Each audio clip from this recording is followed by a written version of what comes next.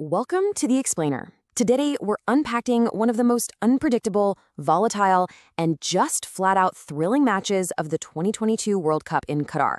I'm talking about that legendary Group G clash between Cameroon and Serbia. If you're a fan of tactical breakdowns mixed with sheer emotional whiplash, well, you're in exactly the right place. Let's get right into it.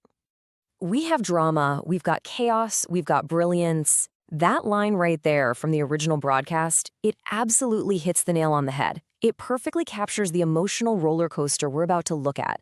Seriously, get ready, because the momentum swings so wildly here it might actually leave you breathless. Section 1. High stakes in Group G.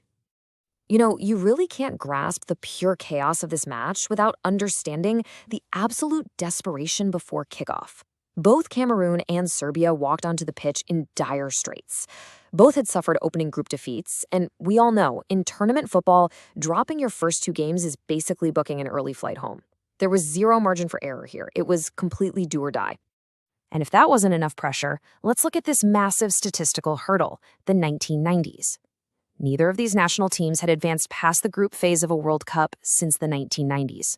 So they weren't just fighting for survival in 2022. They were fighting decades of historical frustration. The stage was perfectly set for a massive collision. Section 2. Cameroon draws first blood. Now, before Cameroon even strikes, Serbia was knocking on the door, and knocking loudly. Aleksandar Mitrovic, a guy who just comes alive in his national shirt, was a constant menace. Early on, he makes room, hits the post, and then shortly after, he drags this awkwardly bouncing ball inexplicably wide of the net. It was a massive, massive let-off for Cameroon. Serbia was applying incredible pressure, but they just couldn't find the finish. And as we know in football, if you don't take your chances, you're going to get punished. Completely against the run of play, Cameroon gets a gift of a corner. The ball gets flicked on, and Jean-Charles Castelletto is just sitting perfectly at the far post to tap it in. Just like that, it's 1-0 Cameroon. They capitalized entirely on Serbia's inability to convert that early dominance. Section 3, Serbia's stoppage time blitz. Okay, so we hit the 45th minute, and 6 extra minutes of stoppage time go up on the board. Cameroon is probably thinking they're just moments away from securing a halftime lead, right? Well, scratch that. In those extra minutes, Pavlovic connects with this truly world-class standing jump header into the corner to tie it up. Then, literally moments later, after some pretty casual defending from Cameroon on the edge of the box, Sergej Milinkovic-Savic finds the space and smoothly measures a pass right into the net. In the absolute blink of an eye, we go from 1-0 Cameroon to 2-1 Serbia. I mean, what a turnaround. Section 4, Serbia takes total control. Serbia's third goal is a perfect illustration of what happens when a tactical system just completely clicks in the final third.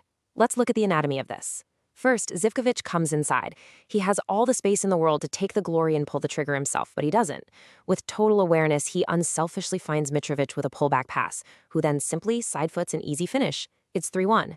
At this point, Cameroon looks totally lost. Their defense is pulled entirely out of position, and honestly, the match feels way out of reach. Section 5. The Indomitable Lions roar. So, Cameroon is down 3-1, but you guys, the game's far from over. Enter substitute Vincent Aboubakar. He steps onto the pitch and immediately makes this darting, vertical run. He's played through, seemingly beats the high line, and pulls off a flawless, zero-pressure chip over the keeper to find the net. But up goes the flag. Was it offside? The tension in that stadium while waiting for the VAR check was just palpable. Then we hear the call, wow, Vincent Aboubakar. The goal is given. It was so incredibly tight, cleared by absolute millimeters. And this sequence right here proves exactly why strikers are taught to play to the whistle, ignore the flag, and finish the play no matter what. Suddenly, Cameroon is right back in business at 3-2, and Serbia looks completely stunned. Cameroon absolutely smelled blood in the water. Tactically, Serbia made a massive error by keeping their defensive line so incredibly high, especially when they were supposed to be protecting a lead. Well, Aboubakar punishes this trap a second time with another terrific run. This time, no doubt, he is clearly onside. He drags the ball alongside him, spots his teammate in the box, and serves it up to Bayern Munich's Eric Maxim Choupo-Moting for a routine equalizer. Unbelievable. From 3-1 down to 3-3, the Indomitable Lions are fully, completely alive. Section 6. Drama, Chaos, and Brilliance. The momentum pendulum in this match was just staggering. Let's recap real quick. In the first half, Cameroon shocks everyone, taking a 1-0 lead against the run of play. By halftime, Serbia completely flips it to lead 2-1. In the second half, Serbia extends to what really felt like an unassailable 3-1 lead. And then, by full-time, Cameroon pulls off this chaotic, brilliant comeback to force a 3-3 draw. Both teams survive, keeping their tournament hopes breathing for at least one more day. So it leaves us with this huge question. In a tournament where literally one single lapse can send you packing, how do teams survive psychological swings like going from 3-1 down to a 3-3 draw? The physical demands of the World Cup, yeah, they're obvious, but the immense, almost incomprehensible mental resilience required to hit rock bottom mid-match and just roar back, that is what truly separates the best. Thanks for joining me to unpack this incredible match. Keep observing.